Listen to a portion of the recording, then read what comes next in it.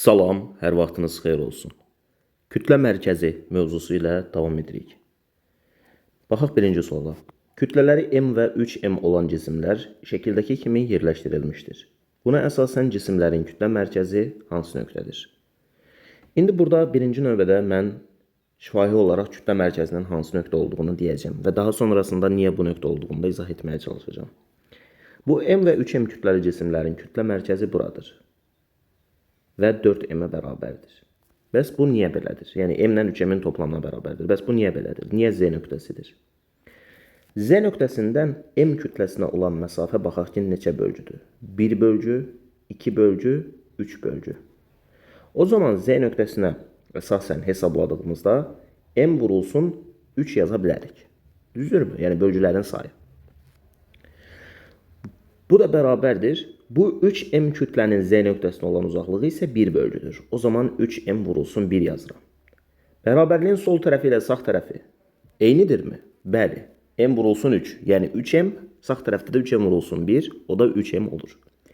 Deməli, kütlə mərkəzini hesablayarkən əsas məsələ budur ki, hansı nöqtə kütlə mərkəzidirsə, həmən nöqtəyə əsasən biz belə deyək, qüvvə momentlərini hesablasaq, qüvvə momentləri eyni olmalıdır. Yəni bu m kütləsinin ağırlığı mg'yə bərabərdir. Mg'nin z nöqtəsinə olan uzaqlığı 3 bölgüdür. Yəni mg vurulsun 3 bərabərdir. Bu 3m kütlənin yaratdığı qüvvə momenti isə 3mg vurulsun z nöqtəsinə olan uzaqlıq 1 bölgü olduğu üçün 3mg vurulsun 1'dir. Yəni hər ikisi 3mg'yə bərabərdir.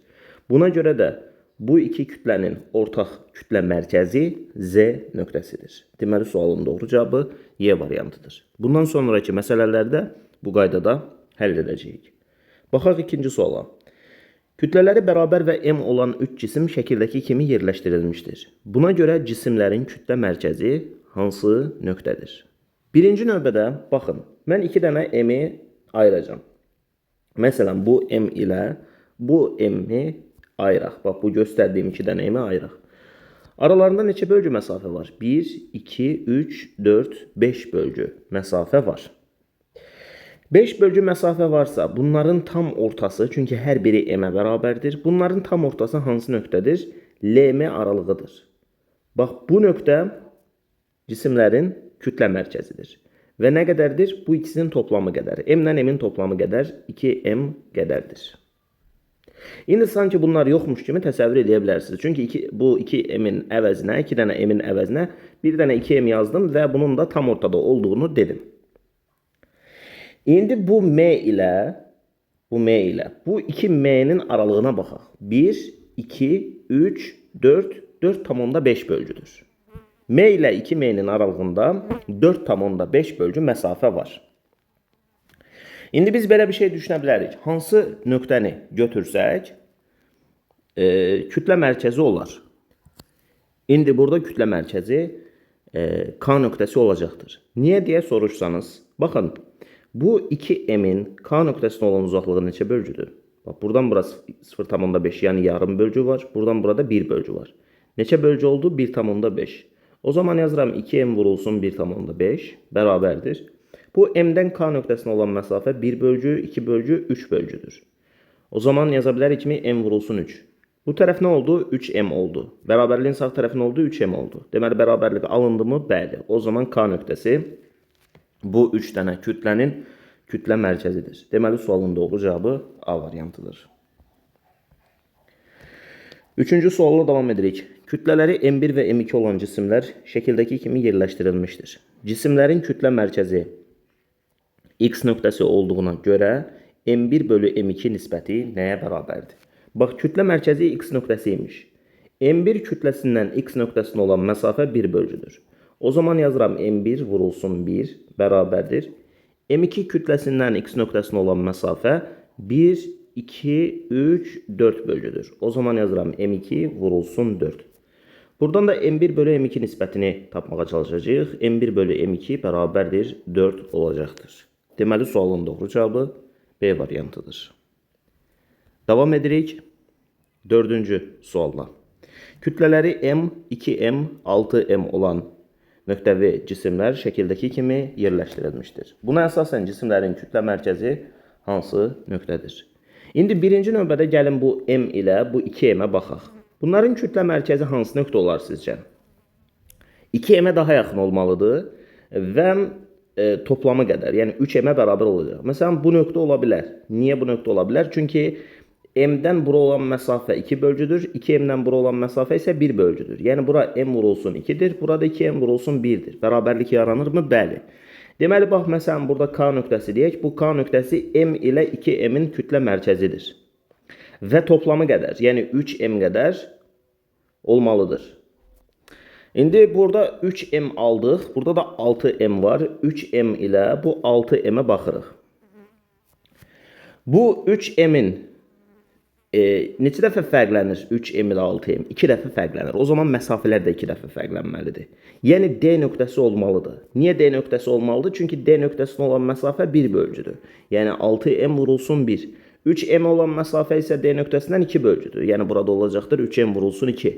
Hər tərəf 6M oldu mu? Bəli. Deməli, ortaq kütlə mərkəzi D nöqtəsi olacaqdır. Sualın doğru cavabı da D variantıdır. 5-ci sualla davam edirik. Kütlələri M, 4M, 10M olan cisimlər şəkildəki kimi yerləşdirilmişdir. Buna əsasən cisimlərin kütlə mərkəzi hansı nöqtədir? İndi bax, burada biz 4M ilə birinci növbədə M-i götürək. Neçə dəfə fərqlənir kütlələr? 4 dəfə fərqlənir. Deməli, məsafələr də 4 dəfə fərqlənməlidir, amma kütləsi böyük olana daha yaxın olmalıdır. Mən deyərəm ki, bu M ilə 4M-in kütlə mərkəzi Y nöqtəsidir. Niyə Y nöqtəsidir? 4M-dən Y-yə qədər olan məsafə 1 bölgüdür. Yəni, buna yaza bilərik. 4M vurulsun 1 bərabərdir. Bu M-dən Y nöqtəsinə olan məsafə 1 bölgü, 2 bölgü, 3 bölgü, 4 bölgüdür. Yəni, bunu da yaza bilərik. M vurulsun 4.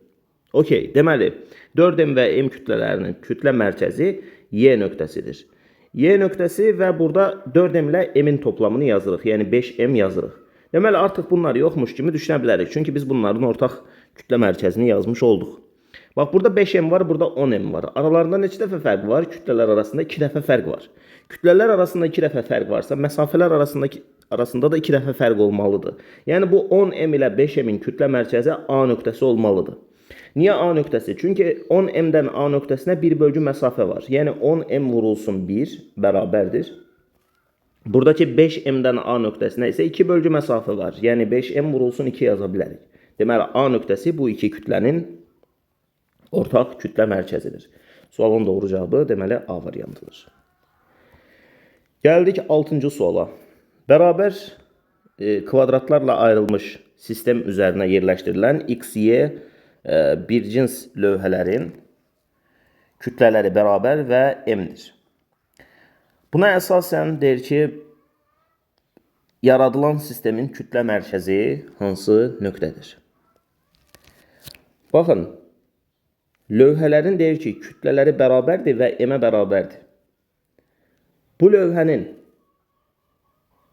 kütləsi də M-ə bərabər olsun. Deməli, buna burada mg ağırlıq qüvvəsi təsir edir. Bax, tam ortasında bu göy kvadratın tam ortasında bunun ağırlıq mərkəzi və ya kütlə mərkəzi deyirik. Bu var. Bax, bu K nöqtəsində. Bu böyük qırmızı və ya çəhrayı kvadratın, kvadrattırmı? 4, 4, bəli. Bu kvadratın da tam ortasında, yəni N nöqtəsində bunun ağırlığı var. Bax, buna da mg deyə bilərik. Çünki hər ikisinin kütləsi M-ə bərabər idi. İndi aralarında neçə bölgü məsafə var? 3 bölgü məsafə var. Hər birinin ağırlığı mg-yə bərabərdir. O zaman bunların tam ortası hansı nöqtədir? Tam ortası bax bu nöqtədir. LM aralığında bir nöqtə. Çünki buradan bura 1,5 bölgü, buradan burada 1,5 bölgü məsafə var. Yəni bu iki belə deyək, kvadratın kütlə mərkəzi LM aralığına düşəcəkdir. Ona görə sualın doğru cavabı C variantıdır. Davam edirik 7-ci sualla.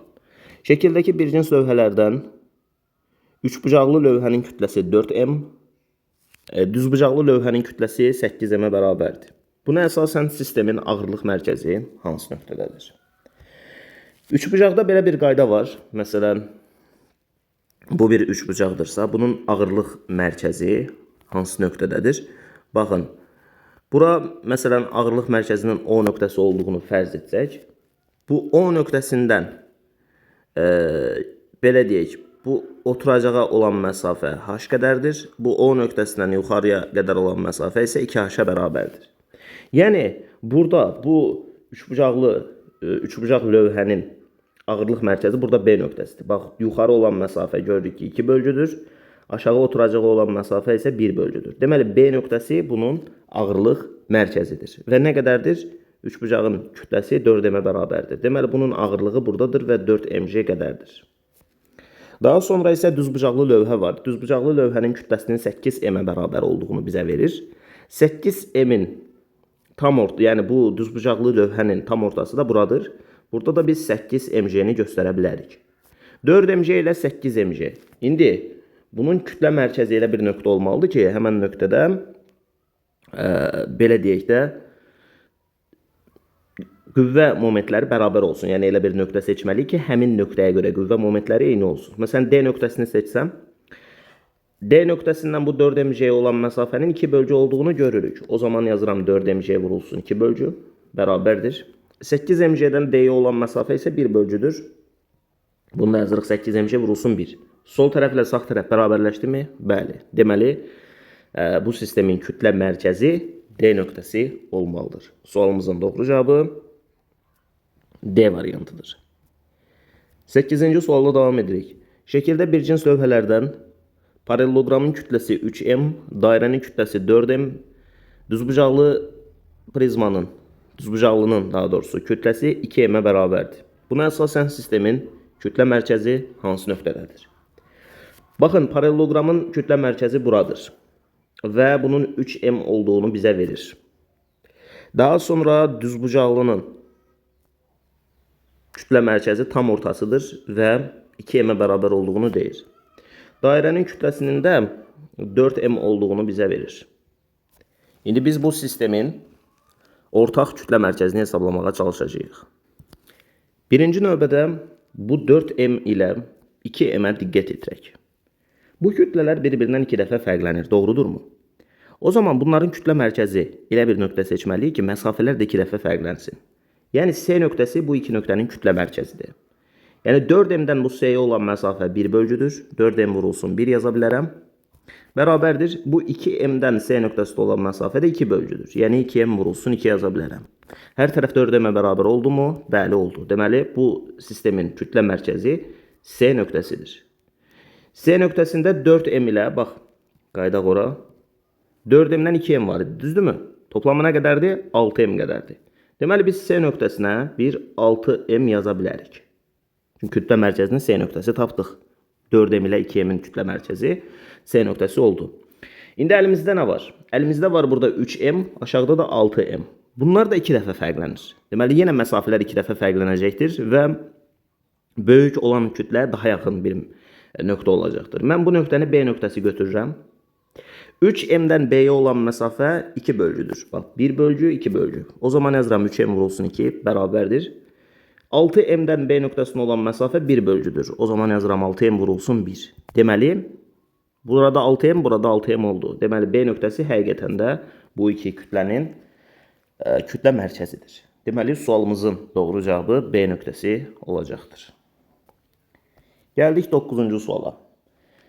Bərabər bölmələrlə ayrılmış sistem üzərinə yerləşdirilən bir cins KL lövhələrinin kütlə mərkəzi X nöqtəsidir. Buna əsasən lövhələrin kütlələri nisbəti nəyə bərabərdir?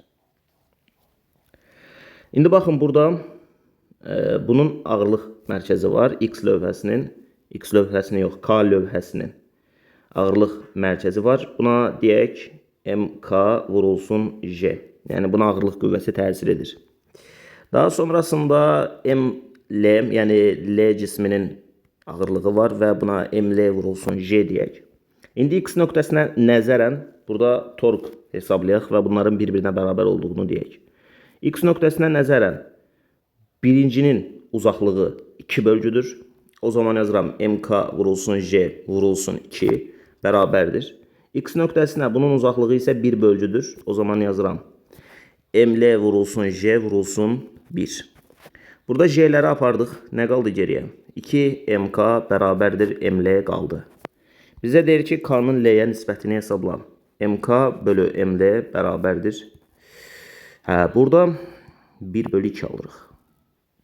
Deməli, sualın doğru cavabı 1 bölü 2 olmalıdır. O da B variantında verilmiştir. 10-cu sualla davam edirik.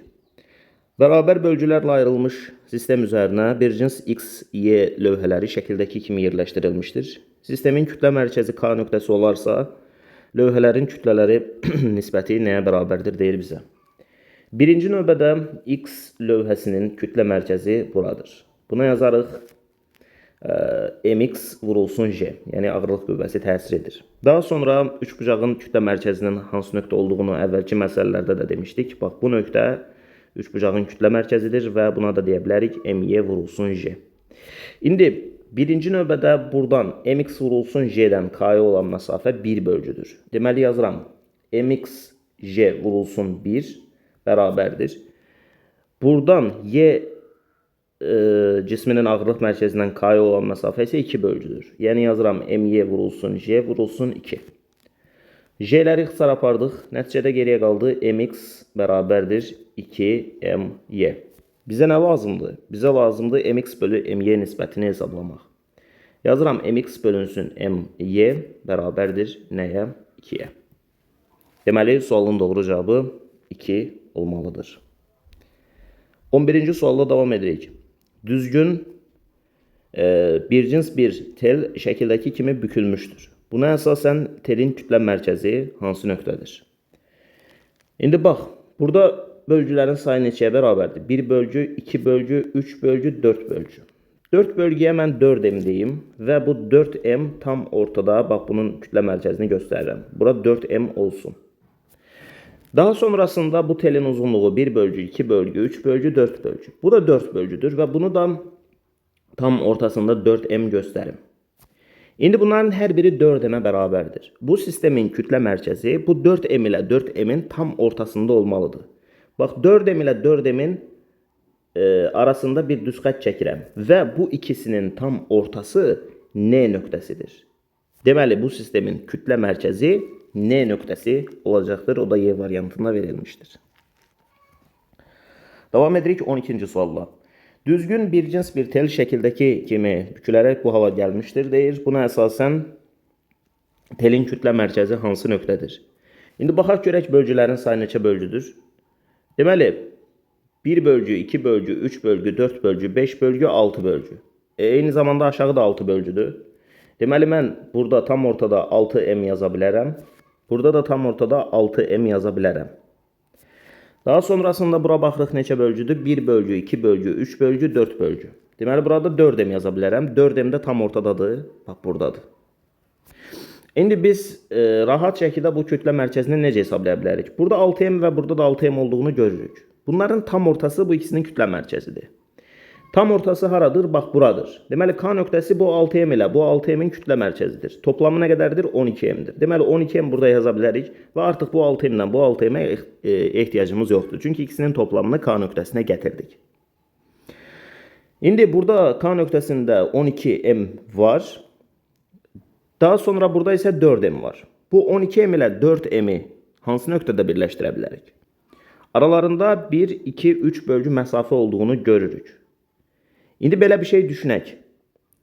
Məsələn, deyək ki, L nöqtəsi kütlə mərkəzi olsa, ola bilərmi? Bunu düşünək.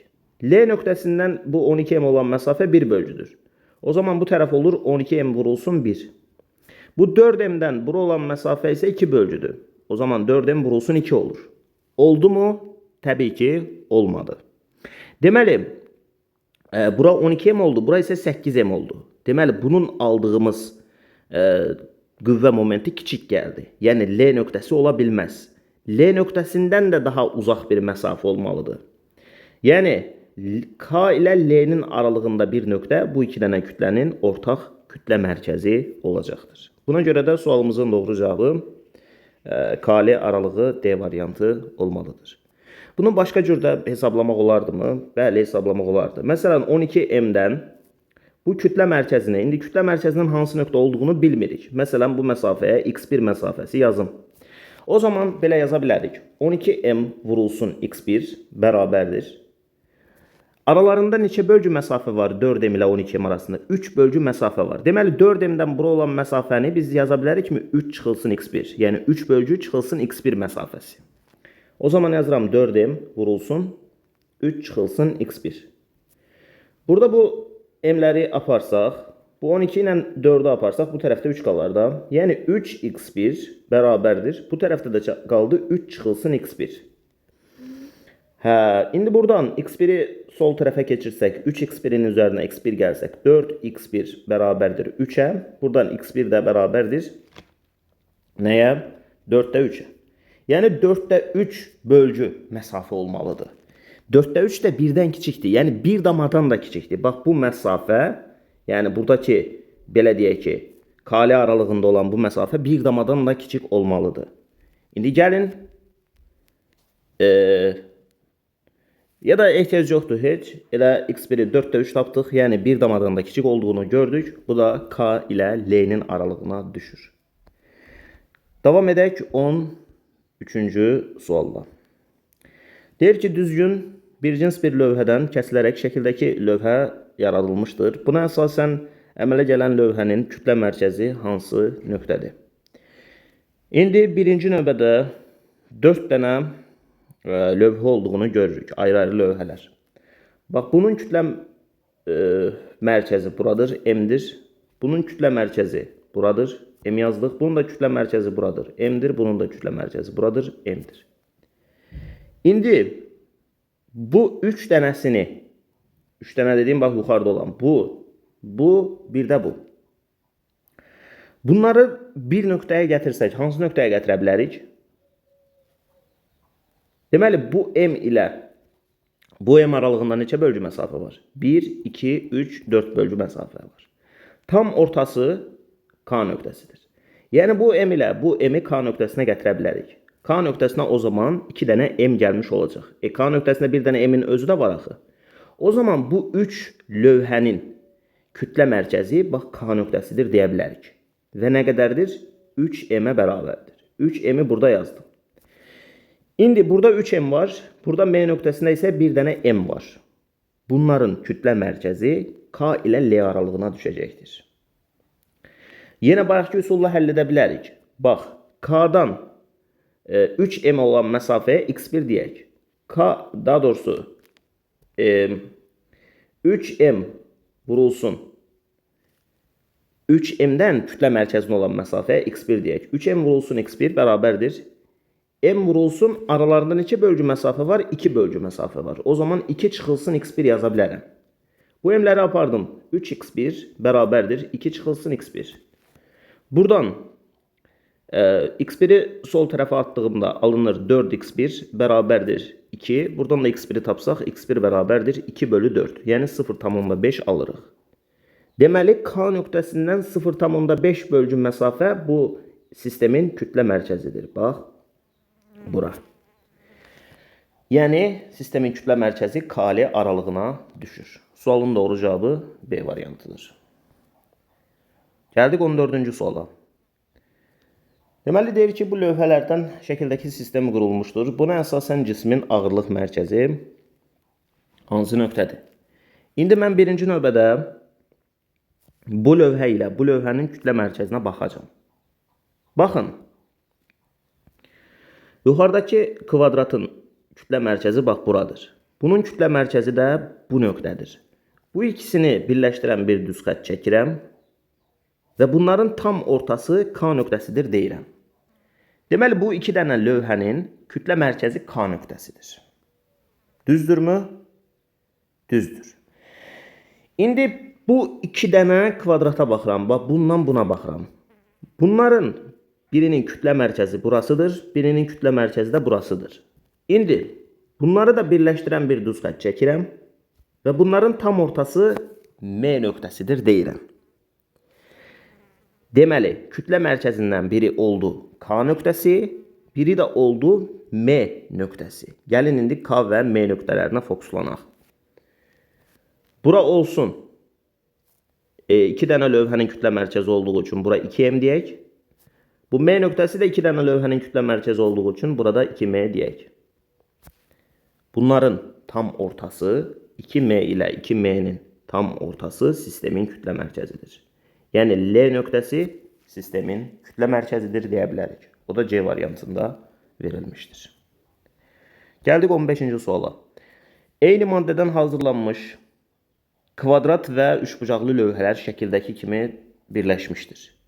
Lövhələr bir cins olduğuna görə ağırlıq mərkəzi hansı nöqtədir?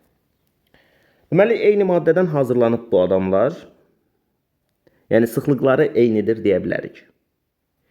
İndi bizə maraqlıdır, bunların kütlələri nəyə bərabərdir? Bax, birinci növbədə bunun sahəsini hesablayacağım. 1, 2, 3, 4. 4 bölgüdür. Kvadrat olduğu üçün bunun sahəsinə yaza bilərik. S bərabərdir A-nın kvadratı. Yəni 4 bölgünün kvadratı. Bu da olar 16. İndi bunun sahəsi 16-ya bərabər olduğu üçün ağırlığının 16 mg olduğunu fərz edəcək. Yəni kütləsi 16 m-dir, ağırlığı da 16 mg-yə bərabərdir. Müəllim, hardan gəldi bu? Məsələn, hər bir bölməsinə mən m desəm, bax bu da m olsa, bunların hamısı m olsa, ümumi neçə dənə bölgüdür? 16 dənə. Deməli, ağırlığı 16 mg-yə bərabərdir. Daha sonrasında burada bir üçbucaq var. Üçbucağın sahəsi necə tapılır? S bərabərdir 2də 1 AB şəklində tapılır. Bu da bərabərdir 2də 1 vurulsun. Oturacağı 2-yə bərabərdir.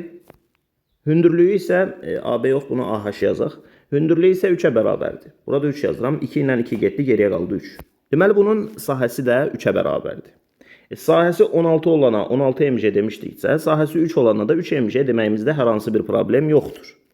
Deməli, bunun ağırlığı da bu nöqtədir və 3 mg-yə bərabərdir. İndi 16 mg və bir də nə var? 3 mg var. Elə bir nöqtə seçməliyik ki, həmin nöqtə bu sistemin nəyi olsun? Ağırlıq mərkəzi, kütlə mərkəzi olsun.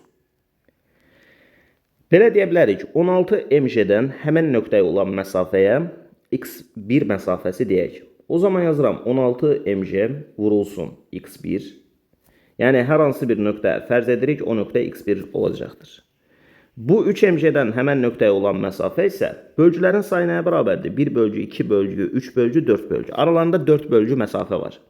O zaman yazıram 3 mg vurulsun. Aralarındakı məsafəyə də 4 çıxılsın x1 yazacağım.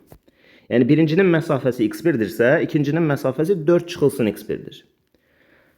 Bu mg-lər zaten burada xoşbəxt olacaqdır. Geriyə nə qaldı? 16 x1 bərabərdir. 3-ü 4-ə vurdum, 12. 12 çıxılsın, 3-ü də x1-ə vurdum, 3x1 oldu. İndi burada biz x1-i bu tərəfə keçirsək, 16-nın üzərinə 3 gələndə 19.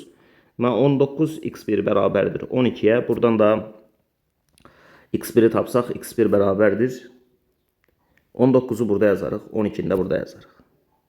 Yəni 19-da 12. Desəz ki, müəllim, bu nəyi ifadə edir? 19-da 12 birdən kiçik bir qiymətdir. Yəni 1 olsaydı 19-da 19 olardı da, amma bu 19-da 12-dir. Yəni birdən kiçikdir. Yəni bir damadan da kiçik olmalıdır x1 məsafəsi. Deməli, bu x1 məsafəsi bir damadan da kiçikdir. Yəni AB aralığında hansısa bir nöqtəyə düşür. Anladıq mı? AB aralığı bir damadır, amma bu bir damadan da kiçikdir. Ona görə də bu sistemin kütlə mərkəzi AB aralığına düşür. Sualın doğru cavabı buna görə C variantıdır. Gəldik 16-cı suala. Radiusları 1 cm və 2 cm olan O1 və O2 mərkəzli bir cins kürələr şəkildəki kimi birləşdirilmişdir. Deyir ki, kürələr eyni maddədən hazırlandığına görə sistemin ağırlıq mərkəzi O1 nöqtəsindən neçə santimetr uzaqlıqdadır? İndi biz kütlənin formulunu bilirdik ki, m bərabərdir rho v, bu da bərabərdir rho vurulsun 3də 4 pi kubu. Yəni biz görürük ki, kütlə dediyimiz anlayış radiusun kubu ilə mütənasibdir. Yəni radiuslar 2 dəfə fərqlənirsə, kütlələr 8 dəfə fərqlənir. Çünki 2-nin kubu 8-dir. Deməli, bunun kütləsinə m desəm, bunun kütləsinə 8m deyə bilərəm. Bizə deyir ki, ağırlıq mərkəzi O1-dən neçə santimetr uzaqlıqdadır. Yəni biz bu O1-dən olan uzaqlığı hesablamağa çalışacağıq. O1-dən olan məsafəyə x məsafəsi deyək. O zaman yazıram m vurulsun x bərabərdir 8m vurulsun. Aralarında 3 cm uzaqlıq var, düzdürmü? O zaman yazacağım 3 çıxılsın x1. İndi burada x1 deyəndə, yəni elə x yazdıq. x1-ə ehtiyac yoxdur, elə x-in özü. İndi biz burada m-lə m-i apara bilərik. Nə qaldı? X bərabərdir. 8-i 3-ə vurduq, 24. 24 çıxılsın 8x yazdıq. 8x-i bu tərəfə atsaq 9x olar. 9x bərabərdir 24 və buradan x-i də tapsaq x bərabərdir. Nə alarıq? 24 bölü 9 taparıq. 3'ə də x-lar aparsaq x bərabərdir 8 bölü 3 alırıq. Deməli sualın doğru cavabı A variantı olmalıdır. 17-ci sualla davam edirik. Radiusları bərabər olan bir cins X, Y, Z lövhələri şəkildəki kimi birləşdirildiyi zaman ağırlıq mərkəzi L nöqtəsi olur. Buna əsasən verilənlərdən hansıları mütləq şəkildə doğrudur deyir bizə.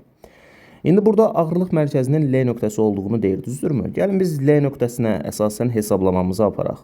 Burada X cisminin bir ağırlığı var, hansı ki biz ona mx vurulsun J deyə bilərik. Burada Y cisminin ağırlığı var, buna my vurulsun J deyə bilərik. Burada da Z cisminin ağırlığı var, buna da mz vurulsun J deyə bilərik. Gəlin L nöqtəsindən əsasən tork hesablayaq. Buradan bura 1 bölgü məsafə var. O zaman yazıram mx J vurulsun 1 bərabərdir. Buradan bura 1 bölgü məsafə var, my J vurulsun 1. Üstə gəl, L nöqtəsindən bura isə 3 bölgü məsafə var. O zaman yazıram 3, daha doğrusu mz J vurulsun 3. İndi burada J'ləri apara bilərik. Bu adamlar getdi hamısı. Geriyə qaldı mx bərabərdir. My üstə gəl 3 mz. Və biz bu ifadədən artıq görürük ki, x cisminin kütləsini tapmaq üçün y'nin üzərinə nəsə əlavə etmək lazımdır. Və x cisminin kütləsini tapmaq üçün 3 dənə mz'nin üzərinə də my'ni əlavə etmək lazımdır. Yəni x cisminin kütləsi həm y'dən, həm də z'dən böyükdür deyə bilərik. Ona görə burada birinci və ikinci variantlar mütləq şəkildə doğrudur. Amma üçüncü variant haqqında dəqiq bir şey deyə bilmərik. Ona görə sualın doğru cavabı D variantı 1 və 2 olmalıdır. 18-ci sualda düzgün bir cins X, Y, Z, T lövhələri şəkildəki kimi birləşdirildiyi zaman kütlə mərkəzi O nöqtəsi olur. Lövhələrin kütlələri MX, MY, MZ, MT olduğuna görə verilənlərdən hansı mütləq şəkildə doğrudur deyir bizə. İndi baxın, məsələn mən burada X ilə T'ni götürdüm. Bunların tam ortası O nöqtəsidir. Yəni biz belə nəticə çıxarda bilərik ki, burada X ilə T'nin kütlələri bir-birinə bərabər olmalıdır ki, tam ortasında kütlə mərkəzi yaransın. Yəni O nöqtəsi kütlə mərkəzi olsun. Bir də ki, bu Y və Z-nin tam ortası, bax, Y-nin kütlə mərkəzi bura, Z-nin kütlə mərkəzi bura, Y ilə Z-nin də tam ortası O nöqtəsidir. Deməli, Y ilə Z-nin də kütlələri bir-birinə bərabər olmalıdır. X və T'nin kütləsi, bir də X ilə T'nin, bir də hansı Y ilə Z-nin kütlələri mütləq şəkildə bir-birinə bərabər olmalıdır. Deməli, burada sualımızın doğru cavabı yalnız 3, C variantı olacaqdır. Beləliklə, bu videonun da sonuna gəlmiş olduq. İzlədiyiniz üçün təşəkkür edirəm. Növbəti videolarda görüşənədək özünüzə yaxşı baxın, sağ olun, salamat qalın.